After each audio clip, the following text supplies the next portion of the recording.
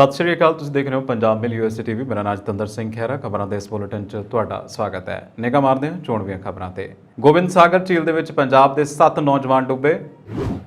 ਮੁੱਖ ਸਕੱਤਰ ਜੰਜੂਗਾ ਦੀ ਨਿਯੁਕਤੀ ਬਾਰੇ ਸਰਕਾਰ ਤੋਂ ਜਵਾਬ ਤਲਬ। ਪੰਜਾਬ ਸਰਕਾਰ ਦੇ ਵੱਲੋਂ ਵੇਟਲਿਫਟਰ ਹਰਜਿੰਦਰ ਕੌਰ ਨੂੰ 40 ਲੱਖ ਦੇ ਨਕਦ ਇਨਾਮ ਦੇਣ ਦਾ ਐਲਾਨ। ਰਾਜ ਸਭਾ 'ਚ ਗੂੰਜਾ ਪੰਜਾਬ ਦਾ ਜਲ ਸੰਕਟ। ਰਾਘਵ ਚੱਢਾ ਨੇ ਕੇਂਦਰ ਨੂੰ ਕੀਤੀ ਵੱਡੀ ਅਪੀਲ। ਅੰਤਰਰਾਸ਼ਟਰੀ ਹਵਾਈ ਕਿਰਾਇਆ ਹੋ ਸਕਦਾ ਹੈ ਸਸਤਾ। ਭਾਰਤ ਨੇ 116 ਦੇਸ਼ਾਂ ਦੇ ਨਾਲ ਕੀਤਾ ਸਮਝੌਤਾ। ਕੈਨੇਡਾ ਵੱਲੋਂ ਅਮਰੀਕਾ 'ਚ ਦਾਖਲ ਹੋ ਰਹੇ 7 ਭਾਰਤੀ ਗ੍ਰਿਫਤਾਰ। ਤੇ ਹੁਣ ਖਬਰਾਂ ਵਿਸਤਾਰ ਦੇ ਨਾਲ।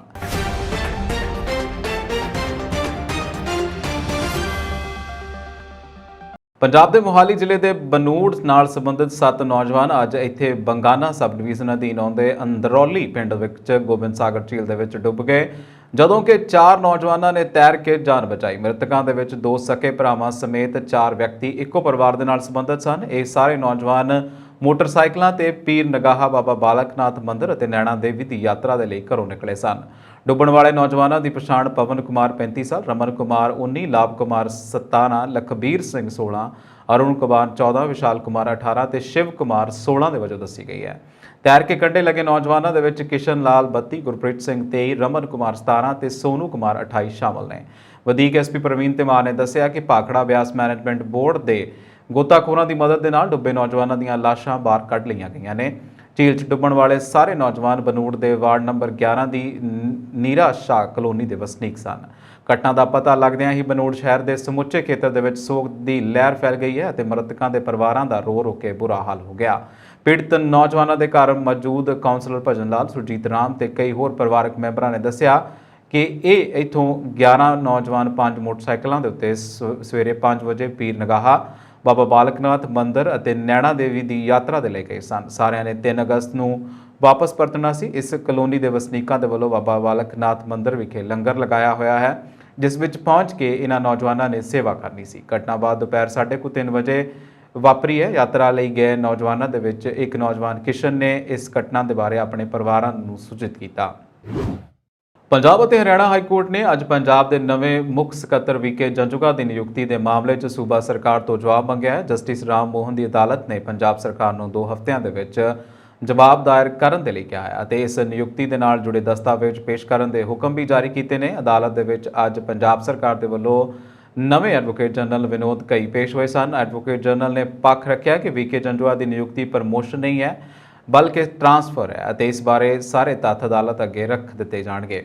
ਕੇਂਦਰ ਸਰਕਾਰ ਵੱਲੋਂ ਐਡਵੋਕੇਟ ਸਤਿਆਪਾਲ ਜੈਨ ਅਦਾਲਤ ਵਿੱਚ ਪੇਸ਼ ਹੋਏ। ਆਪ ਸਰਕਾਰ ਦੇ ਲਈ ਜੰਜੂਗਾ ਦੀ ਨਿਯੁਕਤੀ ਕਿਸੇ ਪੜਾਅ ਤੇ ਨਮੋਸ਼ੀ ਦਾ ਸਬਬ ਬਣ ਸਕਦੀ ਹੈ, ਕਿਉਂਕਿ ਮਾਮਲਾ ਅਦਾਲਤ ਦੇ ਵਿੱਚ ਚਲਾ ਗਿਆ ਹੈ। ਦੱਸਣਯੋਗ ਹੈ ਕਿ ਪਟੀਸ਼ਨਰ ਤੁਲਸੀ ਰਾਮ ਮਿਸ਼ਰਾ ਨੇ ਹਾਈ ਕੋਰਟ ਦੇ ਵਿੱਚ ਪਟੀਸ਼ਨ ਦਾਇਰ ਕਰਕੇ ਮੁੱਖ ਸਕੱਤਰ ਵੀਕੇ ਜੰਜੂਗਾ ਦੀ ਨਿਯੁਕਤੀ ਨੂੰ ਚੁਣੌਤੀ ਦਿੱਤੀ ਹੈ ਅਤੇ ਉਹਨਾਂ ਵੱਲੋਂ ਉੱਪਰ ਦਾਇਰ ਪਟੀਸ਼ਨ ਦਾ ਆਧਾਰ ਵੀਕੇ ਜੰਜੂਗਾ ਖਿਲਾਫ 2009 ਦੇ ਵਿੱਚ ਚੱਲੇ ਇੱਕ ਕੇਸ ਨੂੰ ਬਣਾਇਆ ਗਿਆ ਹੈ। ਪਟੀਸ਼ਨ ਦੇ ਵਿੱਚ ਕਿਹਾ ਗਿਆ ਹੈ ਕਿ ਸਾਲ 2009 ਦੇ ਵਿੱਚ ਵੀਕੇ ਜੰਜੂਗਾ ਉਦਯੋਗ ਵਿਭਾਗ ਦੇ ਡਾਇਰੈਕਟਰ ਸਨ ਅਤੇ ਵਿਜੀਲੈਂਸ ਨੇ ਉਹਨਾਂ ਤੋਂ 2 ਲੱਖ ਰੁਪਏ ਰਿਸ਼ਵਤ ਲੈਂਦੇ ਰੰਗੇ ਹੱਥੀਂ ਫੜਿਆ ਸੀ। ਪਟੀਸ਼ਨਰ ਨੇ ਇਸ ਆਧਾਰ ਤੇ ਕਿਹਾ ਕਿ ਇਹ ਤਰੱਕੀ ਗੈਰ ਕਾਨੂੰਨੀ ਅਤੇ ਇਸ ਨੂੰ ਰੱਦ ਕੀਤੇ ਜਾਣ ਦੀ ਮੰਗ ਕੀਤੀ ਗਈ ਹੈ। ਪਟੀਸ਼ਨਰ ਦਾ ਕਹਿਣਾ ਹੈ ਕਿ ਮੁੱਖ ਸਕੱਤਰ ਜੰਜੂਗਾ ਖਿਲਾਫ ਦਰਜ ਕੇਸ ਅਦਾਲਤ ਦੇ ਵਿਚਾਰ ਅਧੀਨ ਹੈ ਅਤੇ ਇਸੇ ਦੌਰਾਨ ਵੀ ਅਜਿਹੀ ਤਰੱਕੀ ਦੇਣਾ ਗੈਰ ਸੰਵਿਧਾਨਕ ਹੈ। ਜ਼ਿਕਰਯੋਗ ਹੈ ਕਿ ਆਪ ਸਰਕਾਰ ਨੇ 5 ਜੁਲਾਈ ਨੂੰ ਵਿਜੇ ਕੁਮਾਰ ਜੰਜੂਗਾ ਨੂੰ ਮੁੱਖ ਸਕੱਤਰ ਵਜੋਂ ਤਾਇਨਾਤ ਕੀਤਾ ਹੈ। ਉਹ 1899 ਬੈਚ ਦੇ IAS ਅਧਿਕਾਰੀ ਨੇ। ਵਿਜੀਲੈਂਸ ਬਿਊਰੋ ਨੇ ਜੰਜੂਗਾ ਨੂੰ 9 ਨਵੰਬਰ 2009 ਨੂੰ ਇੱਕ ਉਦਯੋਗਪਤੀ ਤੋਂ ਕਥਿਤ 2 ਲੱਖ ਰੁਪਏ ਦੀ ਰਿਸ਼ਵਤ ਲੈਂਦੇ ਰੰਗੇ ਹੱਥੀਂ ਫੜਿਆ ਸੀ। ਪੰਜਾਬ ਦੇ ਮੁੱਖ ਮੰਤਰੀ ਭਗਵੰਤ ਮਾਨ ਨੇ ਮੰਗਲਵਾਰ ਨੂੰ ਵੇਟਲਿਫਟਰ ਹਰਜਿੰਦਰ ਕੌਰ ਨੂੰ ਰਾਸ਼ਟਰਮੰਡਲ ਖੇਡਾਂ 'ਚ ਕਾਂਸੇ ਦਾ ਤਗਮਾ ਜਿੱਤਣ ਤੇ ਨਗਦ ਇਨਾਮ ਦੇਣ ਦਾ ਐਲਾਨ ਕੀਤਾ ਹੈ। ਭਗਵੰਤ ਮਾਨ ਨੇ ਟਵੀਟ ਕਰਦੇ ਹੋਏ ਲਿਖਿਆ ਕਿ ਬਰਮਿੰਘਮ ਖੇਡਾਂ 2022 ਦੇ ਵਿੱਚ ਪੰਜਾਬ ਦੀ ਵੇਟਲਿਫਟਰ ਹਰਜਿੰਦਰ ਕੌਰ ਨੇ ਕਾਂਸੇ ਦਾ ਮੈਡਲ ਜਿੱਤਿਆ ਹੈ। ਨਾਭਾ ਨੇੜਲੇ ਪਿੰਡ ਮੈਸ ਦੀ ਹਰਜਿੰਦਰ ਕੌਰ ਨੂੰ ਪੰਜਾਬ ਸਰਕਾਰ ਦੇ ਖੇਡ ਵਿਭਾਗ ਦੀ ਨੀਤੀ ਤਹਿਤ 40 ਲੱਖ ਰੁਪਏ ਦਾ ਨਗਦ ਇਨਾਮ ਦੇਵੇਗੀ। ਇਸ ਮਾਣਮੱਤੀ ਖਿਡਾਰਨ ਦੀ ਇਹ ਪ੍ਰਾਪਤੀ ਆਉਣ ਵਾਲੇ ਖਿਡਾਰੀਆਂ, ਖਾਸ ਕਰਕੇ ਸਾਡੀਆਂ ਬੱਚੀਆਂ ਨੂੰ ਉਤਸ਼ਾਹਿਤ ਕਰੇਗੀ। ਦੱਸ ਦਈਏ ਕਿ ਰਾਸ਼ਟਰਮੰਡਲ ਖੇਡਾਂ ਦੇ ਵਿੱਚ ਵੇਟਲਿਫਟਿੰਗ ਵਿੱਚ ਭਾਰਤੀ ਐਥਲੀਟਾਂ ਦੇ ਸ਼ਾਨਦਾਰ ਸਫ਼ਰ ਨੂੰ ਜਾਰੀ ਰੱਖਦੇ ਹੋਏ ਪੰਜਾਬ ਦੇ ਸ਼ਹਿਰ ਨਾਭਾ ਦੀ ਵੇਟਲਿਫਟਰ ਹਰਜਿੰਦਰ ਕੌਰ ਨੇ ਸੋਮਵਾਰ ਨੂੰ ਇੱਥੇ ਔਰਤਾਂ ਦੇ 71 ਕਿਲੋਗ੍ਰਾਮ ਵਰਗ ਵਿੱਚ ਕਾਂਸੇ ਦਾ ਤਗਮਾ ਜਿੱਤਿਆ।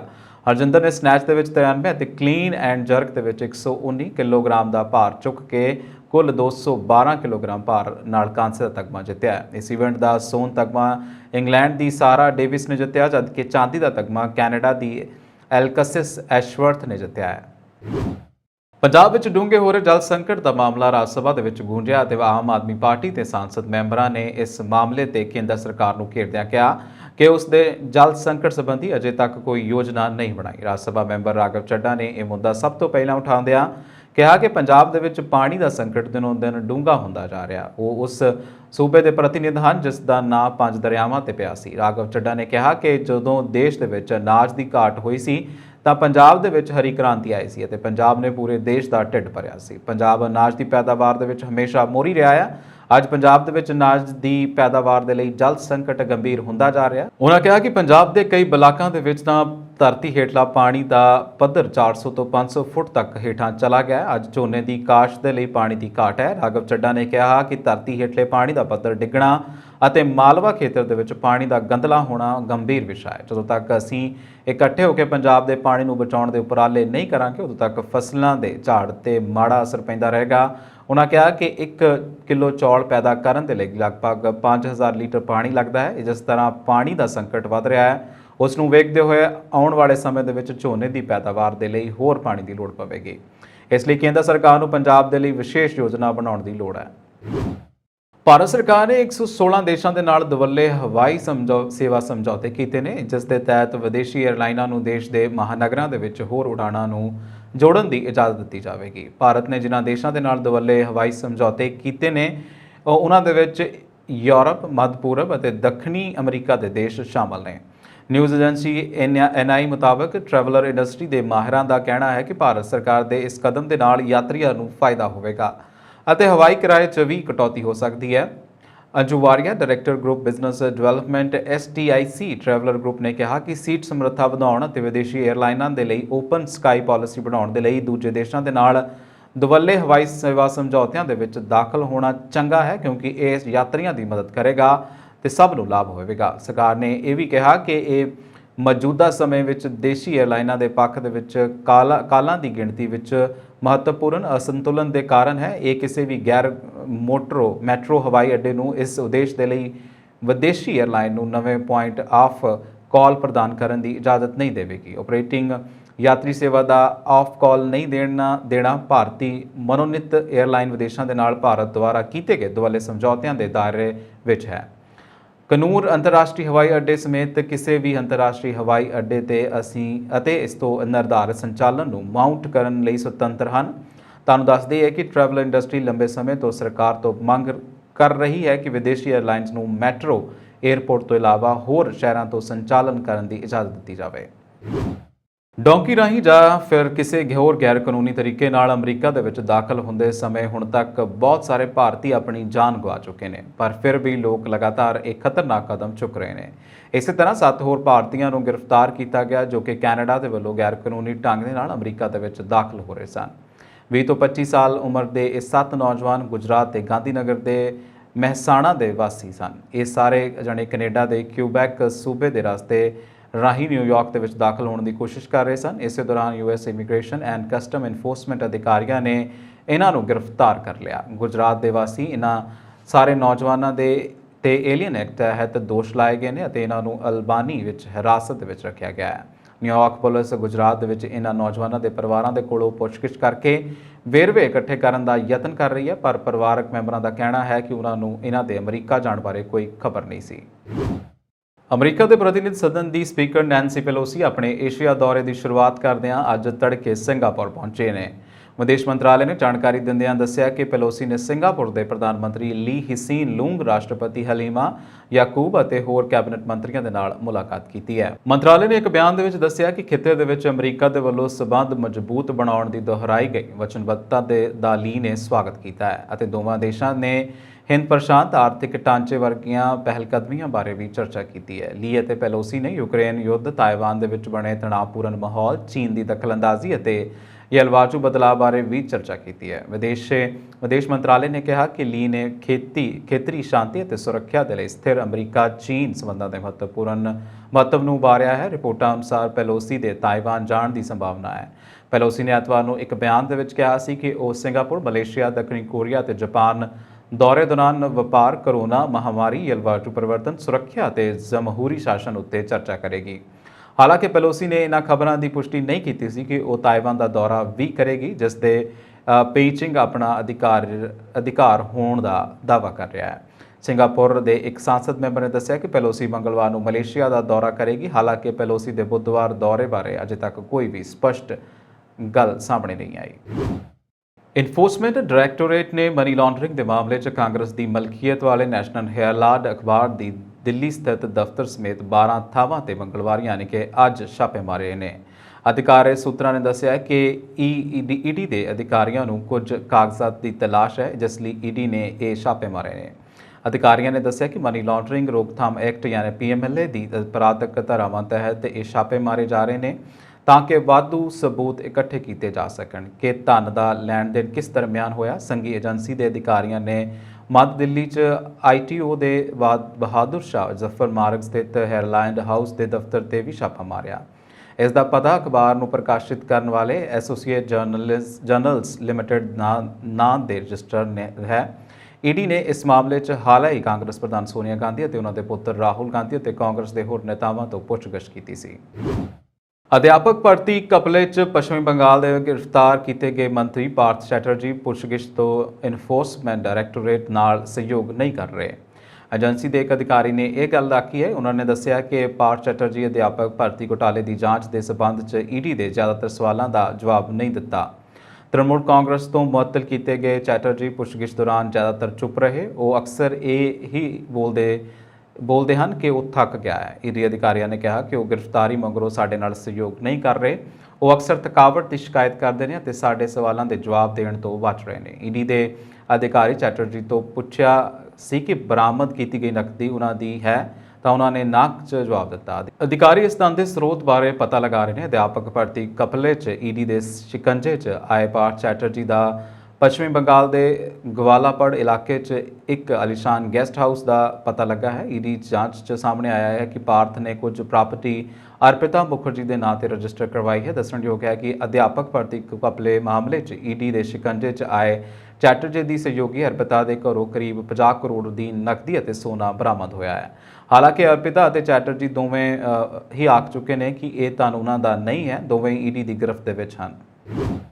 ਦੇਸ਼ 'ਚ ਮੰਕੀਪੌਕਸ ਵਾਇਰਸ ਦੀ ਗਿਣਤੀ 'ਚ ਵਾਧਾ ਹੁੰਦਾ ਜਾ ਰਿਹਾ ਹੈ। ਕੇਰਲ ਤੋਂ ਇੱਕ ਹੋਰ ਮੰਕੀਪੌਕਸ ਦੇ ਮਾਮਲੇ ਦੀ ਪੁਸ਼ਟੀ ਹੋਈ ਹੈ।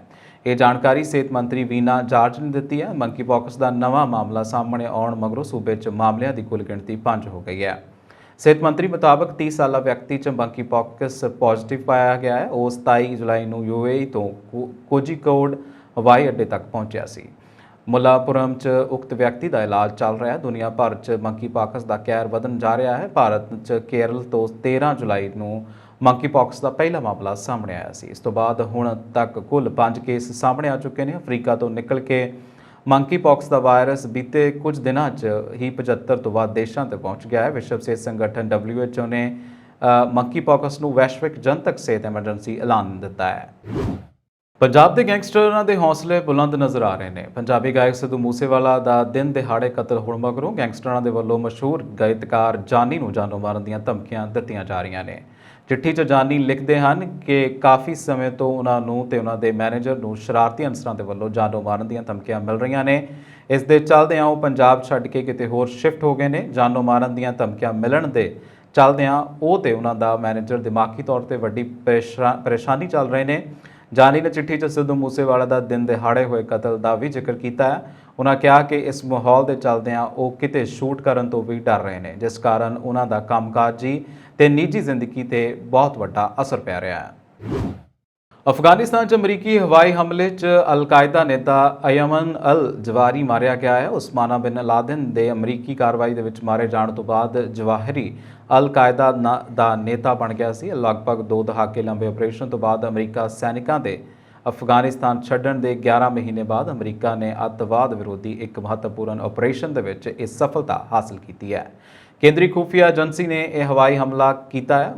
ਮਾਮਲੇ ਦੇ ਨਾਲ ਜੁੜੇ 5 ਲੋਕਾਂ ਨੇ ਨਾਮ ਨਾ ਛਾਪਣ ਦੀ ਸ਼ਰਤ ਤੇ ਹਮਲੇ ਦੀ ਪੁਸ਼ਟੀ ਕੀਤੀ ਹੈ। ਇਸ ਤੋਂ ਬਾਅਦ ਅਮਰੀਕੀ ਰਾਸ਼ਟਰਪਤੀ ਜੋ ਬਾਈਡਨ ਨੇ ਵੀ ਐਲਾਨ ਕੀਤਾ ਹੈ ਕਿ ਜਵਾਹਰੀ ਕਾਬੁਲ ਦੇ ਵਿੱਚ ਅਮਰੀਕੀ ਡਰੋਨ ਹਮਲੇ ਦੇ ਵਿੱਚ ਮਾਰਿਆ ਗਿਆ ਹੈ। ਉਹਨਾਂ ਨੇ ਇਸ ਨੂੰ ਇਨਸਾਫ ਦੇ ਲਈ ਇੱਕ ਮੁਹਿੰਮ ਦੱਸਿਆ। ਅਲ ਜਵਾਰੀ ਇੱਕ ਸੁਰੱਖਿਅਤ ਘਰ ਦੀ ਬਾਲਕੋਨੀ ਦੇ ਵਿੱਚ ਸੀ ਜਦੋਂ ਡਰੋਨ ਨੇ ਉਸ ਤੇ 2 ਮਿਜ਼ਾਈਲਾਂ ਦਾਗੀਆਂ। ਹਮਲੇ ਦੌਰਾਨ ਉਸ ਦੇ ਪਰਿਵਾਰ ਦੇ ਹੋਰ ਮੈਂਬਰ ਵੀ ਘਰ ਵਿੱਚ ਮੌਜੂਦ ਸਨ, ਪਰ ਉਹਨਾਂ ਨੂੰ ਕੋਈ ਨੁਕਸਾਨ ਨਹੀਂ ਪਹੁੰਚਾਇਆ। ਬਾਈਡਨ ਨੇ ਕਿਹਾ ਕਿ ਉਹਨਾਂ ਨੇ ਅਲ-ਕਾਇਦਾ ਦੇ ਨੇਤਾ ਖਿਲਾਫ ਸਟਿਕ ਕਾਰਵਾਈ ਦੇ ਲਈ ਅੰਤਿਮ ਮਨਜ਼ੂਰੀ ਦੇ ਦਿੱਤੀ ਸੀ। ਅਮਰੀਕੀ ਖੁਫੀਆ ਏਜੰਸੀ FBI ਨੇ ਆਪਣੀ ਵੈਬਸਾਈਟ ਤੇ ਜਵਾਹਰੀ ਦੀ ਪ੍ਰੋਫਾਈਲ ਤਸਵੀਰ ਜਾਰੀ ਕੀਤੀ ਹੈ, ਜਿਸ ਦੀ ਕੈਪਸ਼ਨ ਵਿੱਚ ਲਿਖਿਆ ਹੈ ਕਿ ਖਤਰਨਾਕ ਅੱਤਵਾਦੀ ਮਾਰਿਆ ਗਿਆ। ਉਹਨਾਂ ਨੇ ਅੱਗੇ ਕਿਹਾ ਕਿ ਅਲ ਜਵਾਰੀ ਨੇ ਅਦਨ ਵਿੱਚ ਅਕਤੂਬਰ 2000 ਦੇ ਵਿੱਚ ਅਮਰੀਕੀ ਮਰੀਨ ਤੇ ਹਮਲੇ ਸਮੇਤ ਹਿੰਸਾ ਦੀਆਂ ਹੋਰ ਕਈ ਕਾਰਵਾਈਆਂ ਕੀਤੀਆਂ ਸਨ। ਇਸ ਹਮਲੇ ਦੇ ਵਿੱਚ 17 ਅਮਰੀਕੀ ਮਲਾਹ ਮਾਰੇ ਗਏ ਸਨ। ਅਮਰੀਕੀ ਰਾਸ਼ਟਰਪਤੀ ਨੇ ਕਿਹਾ ਕਿ ਭਾਵੇਂ ਕਿੰਨਾ ਵੀ ਸਮਾਂ ਲੱਗ ਜਾਵੇ, ਚਾਹੇ ਤੁਸੀਂ ਕਿਤੇ ਵੀ ਲੁਕ ਜਾਓ, ਜੇਕਰ ਤੁਸੀਂ ਸਾਡੇ ਲੋਕਾਂ ਦੇ ਲਈ ਖਤਰਾ ਹੋ ਤਾਂ ਅਸੀਂ ਤੁਹਾਨੂੰ ਅਤੇ ਤੁਹਾਡੇ ਲੋਕਾਂ ਨੂੰ ਲੱਭ ਲਵਾਂਗੇ। ਸਾਲ 2011 ਦੇ ਵਿੱਚ ਉਸਾਮਾ ਬਿਨ ਲਾਦਨ ਦੀ ਮੌਤ ਤੋਂ ਬਾਅਦ ਅਲ ਜਵਾਹਰੀ ਨੇ ਅਲ-ਕਾਇਦਾ ਤੇ ਕਬਜ਼ਾ ਕਰ ਲਿਆ ਸੀ। ਉਸਨੇ ਅਤੇ ਬਿਨ ਲਾਦਨ ਨੇ ਮਿਲ ਕੇ 9/11 ਦੇ ਹਮਲੇ ਦੀ ਸਾਜ਼ਿਸ਼ ਰਚੀ ਸੀ ਅਤੇ ਉਦੋਂ ਤੋਂ ਉਹ ਅਮਰੀਕਾ ਦੇ ਸਭ ਤੋਂ ਵੱਧ ਲੋੜੀਂਦਾ ਅੱਤਵਾਦੀਆਂ ਦੇ ਵਿੱਚੋਂ ਇੱਕ ਬਣ ਗਿਆ ਸੀ। ਇਸ ਦੌਰਾਨ ਤਾਲਿਬਾਨ ਦੇ ਬੁਲਾਰੇ ਨੇ ਅਮਰੀਕੀ ਕਾਰਵਾਈ ਨੂੰ ਕੌਮਾਂਤਰੀ ਸਿਧਾਂਤਾਂ ਦੀ ਸਪਸ਼ਟ ਉਲੰਘਣਾ ਦੱਸਿਆ।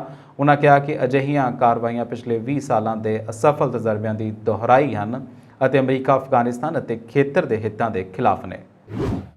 ਮੰਕੀਪੌਕਸ ਦੇ ਮਾਮਲੇ ਪੂਰੀ ਦੁਨੀਆ ਦੇ ਵਿੱਚ ਲਗਾਤਾਰ ਵਧ ਰਹੇ ਨੇ। US centre of disease control ਅਨੁਸਾਰ ਦੁਨੀਆ ਦੇ ਲਗਭਗ 76 ਦੇਸ਼ਾਂ ਦੇ ਵਿੱਚ ਹੁਣ ਤੱਕ 19,000 ਤੋਂ ਵੱਧ ਮਾਮਲੇ ਸਾਹਮਣੇ ਆਏ ਨੇ।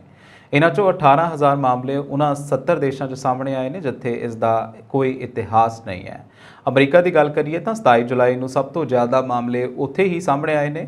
ਅਮਰੀਕਾ ਦੇ ਵਿੱਚ ਮੰਕੀਪੌਕਸ ਦੇ 3,590 ਮਾਮਲੇ ਸਾਹਮਣੇ ਆਏ ਨੇ। ਇਸ ਦੇ ਮੱਦੇਨਜ਼ਰ ਇਹ ਖਦਸ਼ਾ ਜਤਾਇਆ ਜਾ ਰਿਹਾ ਹੈ ਕਿ ਆਉਣ ਵਾਲੇ ਦਿਨਾਂ 'ਚ ਅਮਰੀਕਾ ਦੁਨੀਆ 'ਚ ਇਸ ਬਿਮਾਰੀ ਦਾ ਹੌਟ ਸਪੌਟ ਬਣ ਸਕਦਾ ਹੈ। ਹੁਣ ਤੱਕ ਸਪੇਨ ਦੇ ਵਿੱਚ ਸਭ ਤੋਂ ਵੱਧ ਮਾਮਲੇ ਸਾਹਮਣੇ ਆਏ ਨੇ। ਇੱਥੇ ਇਸ ਦੇ ਮਾਮਲਿਆਂ ਦੀ ਗਿਣਤੀ 3,738 ਤੱਕ ਪਹੁੰਚ ਗਈ ਹੈ। ਜਰਮਨੀ ਤੇ ਬ੍ਰਿਟੇਨ ਦੇ ਵਿੱਚ 2400 ਤੋਂ ਵੱਧ ਮਾਮਲੇ ਸਾਹਮਣੇ ਆਏ ਹਨ। ਇਸ ਦੇ ਸਮੇਂ ਯੂਰਪ ਦੇ ਵਿੱਚ ਸਭ ਤੋਂ ਵੱਧ ਪੀੜਤ ਨੇ। ਵਾਈਟ ਹਾਊਸ ਦੇ ਕੋਵਿਡ-19 ਕੋਆਰਡੀਨਲ ਅਸ਼ੀਸ਼ ਚਾਂਦ ਦਾ ਕਹਿਣਾ ਹੈ ਕਿ ਇਸ ਨੂੰ ਰੋਕਣ ਲਈ ਅੰਤਰਰਾਸ਼ਟਰੀ ਭਾਈਚਾਰੇ ਨੂੰ ਮਿਲ ਕੇ ਕੰਮ ਕਰਨਾ ਹੋਵੇਗਾ। ਉਸਨੇ ਅਮਰੀਕਾ ਨਾਗਰਿਕਾਂ ਨੂੰ ਵੀ ਇਸ ਨੂੰ ਨਜ਼ਰਅੰਦਾਜ਼ ਨਾ ਕਰਨ ਅਤੇ ਇਸ ਦੇ ਵਾਇਰਸ ਨੂੰ ਗੰਭੀਰਤਾ ਦੇ ਨਾਲ ਲੈਣ ਦੀ ਅਪੀਲ ਕੀਤੀ ਹੈ। ਝਾਅ ਨੇ ਕਿਹਾ ਕਿ ਅਮਰੀਕਾ ਦੇ ਵਿੱਚ ਇਸ ਦੇ ਮੱਦੇਨਜ਼ਰ ਮੰਕੀਪੌਕਸ ਦੇ ਟੈਸਟ, ਟੀਕੇ ਤੇ ਇਲਾਜ ਨੂੰ ਵਧਾਉਣ ਤੇ ਜ਼ੋਰ ਦਿੱਤਾ ਜਾਣਾ ਚਾਹੀਦਾ ਹੈ। ਅਮਰੀਕਾ ਦੇ ਜਨ ਸਿਹਤ ਅਧਿਕਾਰੀ ਦਾ ਕਹਿਣਾ ਹੈ ਕਿ ਦੇਸ਼ ਵਿੱਚ ਮੰਕੀਪੌਕਸ ਦੇ ਕੇਸਾਂ ਦੀ ਗਿਣਤੀ ਤੋਂ ਵੱਧ ਕੇਸ ਹੋ ਸਕਦੇ ਨੇ। ਇਹਨਾਂ ਦਾ ਵੀ ਆਉਣ ਵਾਲੇ ਦਿਨਾਂ 'ਚ ਟੈਸਟਿੰਗ ਤੋਂ ਬਾਅਦ ਖੁਲਾਸਾ ਹੋਵੇਗਾ। CDC ਦੇ ਨਿਰਦੇਸ਼ਕ ਰੋਸ਼ੇਲ ਵਲੈਂਸਕੀ ਨੇ ਇੱਕ ਪ੍ਰੈਸ ਬਰੀਫਿੰਗ ਦੌਰਾਨ ਖਦਸ਼ਾ ਜ਼ਾਹਰ ਕੀਤਾ ਕਿ ਆਉਣ ਵਾਲੇ ਦਿਨਾਂ ਦੇ ਵਿੱਚ ਮੰਕੀਪੌਕਸ ਦੇ ਕੇਸ ਤੇਜ਼ੀ ਦੇ ਨਾਲ ਵੱਧ ਸਕਦੇ ਨੇ। ਸ਼੍ਰੋਮਣੀ ਗੁਰਦੁਆਰਾ ਪ੍ਰਬੰਧਕ ਕਮੇਟੀ ਨੇ ਸੱਚਖੰਡ ਸ੍ਰੀ ਹਰਿਮੰਦਰ ਸਾਹਿਬ ਸ੍ਰੀ ਦਰਬਾਰ ਸਾਹਿਬ ਦੇ ਨਾਲ ਸੰਬੰਧਿਤ ਸਰਾਵਾਂ ਨੂੰ ਭਾਰਤ ਸਰਕਾਰ ਦੇ ਵੱਲੋਂ GST ਦੇ ਘੇਰੇ ਵਿੱਚ ਲੈਣ ਦੀ ਸਖਤ ਸ਼ਬਦਾਂ ਦੇ ਵਿੱਚ ਨਿਖੇਧੀ ਕੀਤੀ ਹੈ। ਸ਼੍ਰੋਮਣੀ ਕਮੇਟੀ ਦੇ ਮੀਤ ਸਕੱਤਰ ਮੀਡੀਆ ਕੁਲਵਿੰਦਰ ਸਿੰਘ ਰਾਮਦਾਸ ਨੇ ਕਿਹਾ ਕਿ ਭਾਰਤ ਸਰਕਾਰ ਦਾ ਇਹ ਫੈਸਲਾ ਬੇਹੱਦ ਨਿੰਦਣਯੋਗ ਹੈ ਅਤੇ ਸੰਗਤ ਵਿਰੋਧੀ ਹੈ। ਇਸ ਫੈਸਲੇ ਨੂੰ ਤੁਰੰਤ ਵਾਪਸ ਲਿਆ ਜਾਣਾ ਚਾਹੀਦਾ ਹੈ। ਉਹਨਾਂ ਆਖਿਆ ਕਿ ਸੱਚਖੰਡ ਸ੍ਰੀ ਹਰਿਮੰਦਰ ਸਾਹਿਬ ਵਿਖੇ ਦੁਨੀਆ ਭਰ ਤੋਂ ਰੋਜ਼ਾਨਾ ਲੱਖਾਂ ਸ਼ਰਧਾਲੂ ਨਤਮਸਤਕ ਹੋਣ ਲਈ ਪੁੱਜਦੇ ਨੇ, ਜਿਨ੍ਹਾਂ ਦੇ ਠਹਿਰਨ ਦੇ ਲਈ ਸੰਸਥਾ ਦੇ ਵੱਲੋਂ ਪ੍ਰਬੰਧ ਕੀਤੇ ਜਾਂਦੇ ਨੇ। ਪਰ ਦੁੱਖ ਦੀ ਗੱਲ ਇਹ ਹੈ ਕਿ ਭਾਰਤ ਸਰਕਾਰ ਨੇ ਸਰਾਵਾਂ ਤੇ ਵੀ GST ਲਗਾ ਕੇ ਸੰਗਤ ਤੇ ਵਾਧੂ ਬੋਝ ਪਾ ਦਿੱਤਾ। ਉਹਨਾਂ ਆਖਿਆ ਕਿ ਸ਼੍ਰੋਮਣੀ ਗੁਰਦੁਆਰਾ ਪ੍ਰਬੰਧਕ ਕਮੇਟੀ ਸੰਗਤ ਦੇ ਵੱਲੋਂ ਚੜਾਈ ਜਾਂਦੀ ਭੇਟਾਂ ਨੂੰ ਗੁਰਦੁਆਰਾ ਸਾਹਿਬਾਨ ਦੇ ਪ੍ਰਬੰਧਾਂ ਅਤੇ ਸੰਗਤਾਂ ਦੀ ਸਹੂਲਤ ਦੇ ਲਈ ਵਰਤਦੀ ਹੈ। ਇਸ ਤੋਂ ਇਲਾਵਾ ਸਮੇਂ-ਸਮੇਂ ਤੇ ਕੁਦਰਤੀ ਆਫਤਾਂ ਦੌਰਾਨ ਵੀ ਲੋਕ ਭਲਾਈ ਲਈ ਸੇਵਾਵਾਂ ਦੇ ਵਿੱਚ ਮੋਹਰੀ ਰਹਿੰਦੀ ਹੈ। ਸ਼੍ਰੋਮਣੀ ਕਮੇਟੀ ਦੇ ਵੱਲੋਂ ਗੁਰੂ ਘਰਾਂ ਦੇ ਵਿੱਚ ਪੁੱਜਦੀਆਂ ਸੰਗਤਾਂ ਦੀ ਸਹੂਲਤ ਲਈ ਤਿਆਰ ਕੀਤੀਆਂ ਸਰਾਵਾਂ ਦਾ ਵਪਾਰਕ ਨਹੀਂ ਹਨ, ਇਸ ਲਈ ਇਸ ਤੇ ਟੈਕਸ ਨਹੀਂ ਲਗਾਉਣਾ ਚਾਹੀਦਾ। ਦੱਸਣਯੋਗ ਹੈ ਕਿ ਕੇਂਦਰ ਸਰਕਾਰ ਨੇ ਸ੍ਰੀ ਦਰਬਾਰ ਸਾਹਿਬ ਦੇ ਨਾਲ ਸੰਬੰਧਿਤ 3 ਸਰਾਵਾਂ ਬਾਬਾ ਦੀਪ ਸਿੰਘ ਯਾਤਰੀ ਨਿਵਾਸ, ਮਾਤਾ ਭਾਗ ਕੌਰ ਨਿਵਾਸ ਤੇ ਸ੍ਰੀ ਗੁਰੂ ਗੋਬਿੰਦ ਸਿੰਘ NRI ਨਿਵਾਸ ਤੇ 12% GST ਲਗਾਇਆ ਹੈ। ਇਹਨਾਂ 3 ਸਰਾਵਾਂ ਦਾ ਸੰਚਾਲਨ ਸ੍ਰੀ ਦਰਬਾਰ ਸਾਹਿਬ ਦੇ ਵੱਲੋਂ ਕੀਤਾ ਜਾਂਦਾ ਹੈ। ਪਤਾ ਲੱਗਾ ਹੈ ਕਿ ਪਿਛਲੇ ਕੁਝ ਦਿਨਾਂ ਤੋਂ ਯਾਤਰੀਆਂ ਦੇ ਕੋਲੋਂ ਲਏ ਜਾਂਦੇ ਕਮਰਿਆਂ ਦੇ ਕਿਰਾਏ ਤੇ ਨਾਲ-ਨਾਲ 12% GST ਵੀ ਵਸੂਲਿਆ ਜਾ ਰਿਹਾ ਹੈ। ਇਸ ਗੱਲ ਦੀ ਪੁਸ਼ਟੀ ਮੈਨੇਜਰ ਸਰਾਵਾਂ ਗੁਰਪ੍ਰੀਤ ਸਿੰਘ ਨੇ ਕੀਤੀ ਹੈ।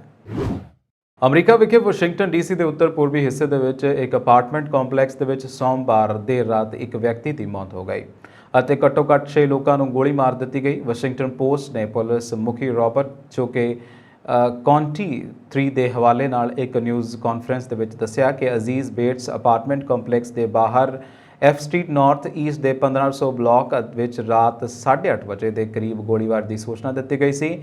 ਕਾਉਂਟੀ ਨੇ ਕਿਹਾ ਕਿ 5 ਜ਼ਖਮੀਆਂ ਨੂੰ ਹਸਪਤਾਲ ਲਿਜਾਇਆ ਗਿਆ ਅਤੇ ਉਹਨਾਂ ਦੀ ਸਥਿਤੀ ਦਾ ਪਤਾ ਨਹੀਂ ਹੈ। ਕਾਨਫਰੰਸ ਦੌਰਾਨ ਕਾਉਂਟੀ ਨੇ ਕਿਹਾ ਕਿ ਉਹ ਗੋਲੀਬਾਰੀ ਕਾਰਨ ਨਹੀਂ ਜਾਣਦਾ ਅਤੇ ਇਹ ਵੀ ਨਹੀਂ ਪਤਾ ਸੀ ਕਿ ਪੀੜਤ ਇੱਕ ਦੂਜੇ ਨੂੰ ਜਾਣਦੇ ਸਨ ਜਾਂ ਨਹੀਂ। ਉਸਨੇ ਕਿਹਾ ਕਿ ਜਦੋਂ ਗੋਲੀ ਚਲਾਈ ਗਈ ਤਾਂ ਇਲਾਕੇ ਦੇ ਵਿੱਚ ਲੋਕਾਂ ਦਾ ਇੱਕ ਵੱਡਾ ਸਮੂਹ ਸੀ।